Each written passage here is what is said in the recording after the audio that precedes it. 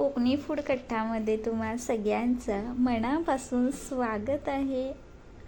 तुम्ही सुद्धा माझ्या चॅनलवरती नवीन असाल तर नक्की सबस्क्राईब करा, लाईक करा, शेअर करा, कमेंट करा आणि बेल आयकॉन नक्की प्रेस करा, जेणेकरून माझ्या नवीन येणाऱ्या प्रत्येक व्हिडिओचं नोटिफिकेशन तुम्हाला नक्की जरूर मिळेल.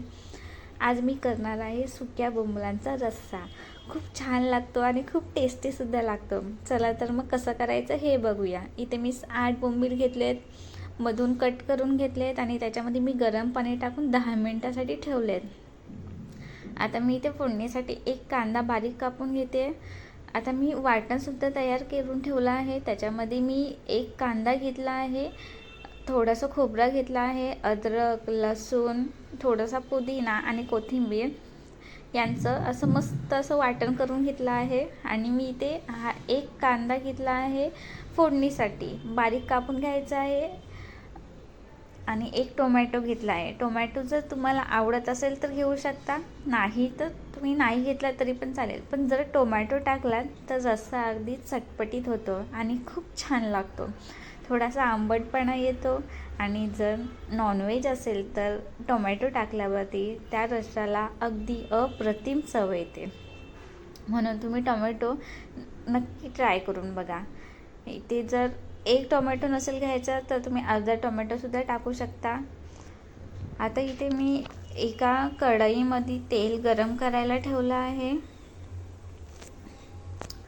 तेल चांगलं गरम होईपर्यंत आपल्याला बारीक चिरलेला कांदा ॲड करायचा आहे.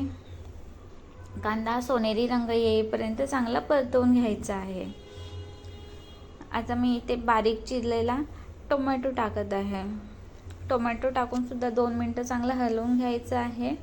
आता मी इथे घरगुती आगरी कोळी मसाला, हळद टाकली आहे अर्धा चमचा हिंग, चवीनुसार मीठ.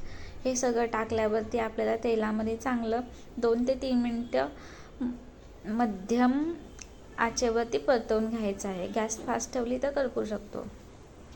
अगदी 2 ते 3 मिनटं चांगली परतून झाली आहेत. आता मी ते तयार केलेलं वाटण टाकलं आहे.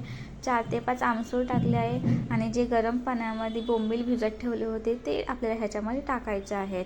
बघा, वास यायला नको म्हणून बोंबील आधीच 10 मिनटं गरम पाण्यामध्ये ठेवायचे आहेत आणि ज्यावेळेस आपण टाकतो फोडणीमध्ये त्यावेळेस ते 5 मिनटं चांगले परतवून घ्यायचे आहेत. लगेच पाणी ॲड करायचं नाही. त्याच्यामुळं बोंबलांचा जो वास असतो तो निघून जाण्यासाठी मदत होते.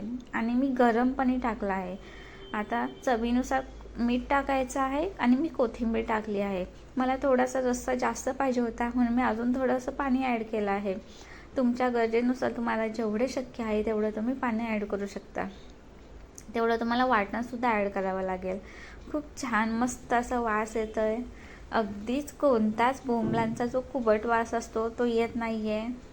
खूप छान झाला आहे रस्सा. तुम्हीसुद्धा नक्की ट्राय करून बघा. गरम गरम भातासोबत नक्की सर्व करून बघा. बाय.